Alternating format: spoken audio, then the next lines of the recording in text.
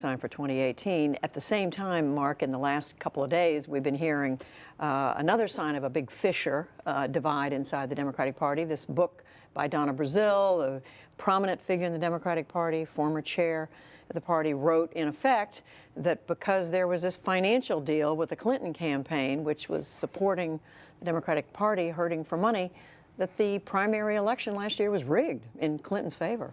She did, and it's a serious charge made by a serious person. Donna Brazile could not come at a worse time for the Democrats on the eve of the Virginia, just as Dave is talking about generating interest, enthusiasm, and turnout. This will do anything but. But I will say this, Judy, it has the ring of authenticity about it. Donna Brazile was exposed herself for having given questions before debate when she was at CNN to Hillary Clinton. She's a person of enormous talent. I think that, if anything, this is sort of a cri de coeur, a statement of what she believes and to come clean. But I will say this, that it's proof, more than anything else to me, of how little Barack Obama cared about the Democratic Party or about politics. He was great at getting elected.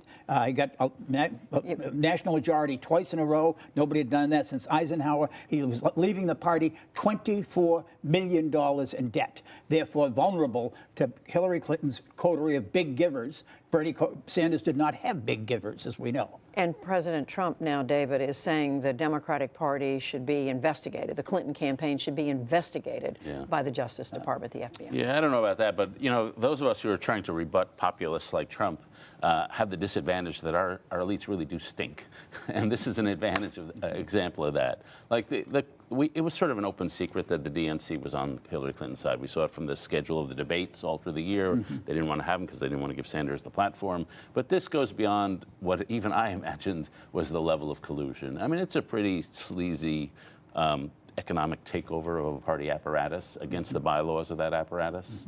It's just not something a normal campaign that respects institutions and how things should work should do. And so they colluded, apparently, according to Donna Brazile, in a pretty major way. And if you were a Sanders person, you have every right to be completely upset. Let me just make one quick point, and that is, the reason I say President Obama, anytime you have a national party and the White House, the same party, the White House controls that national party. I mean, the national party was a totally That's typical. extension. Typical. I mean, Donald Trump controls the Republican National Committee today. That's always the case. And President Obama just didn't like politics. He didn't like the company of politicians.